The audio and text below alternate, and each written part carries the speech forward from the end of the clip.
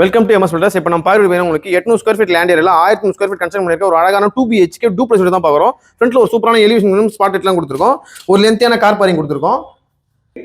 உள்ள வந்தோடனே பார்த்தீங்கன்னா உங்களுக்கு ஒரு பெரிய அளவில் ஹால் கொடுத்துருக்கோம். 21 அடி நீளமாகவும் 15 அடி அகலமாக கொடுத்துருக்கோம். சீலிங் ஜிப்சம் முடியும் ஃபால்ஸ் பண்ணி ஸ்டோர் லைட்லாம் ஃபிக்ஸ் பண்ணியிருக்கோம்.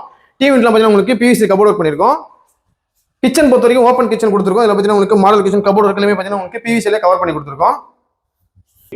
ஹால்லே பார்த்தீங்கன்னா உங்களுக்கு ஒரு காமன் டாய்லெட் கொடுத்துருக்கோம் கிரவுண்ட் ஃப்ளோர்ல.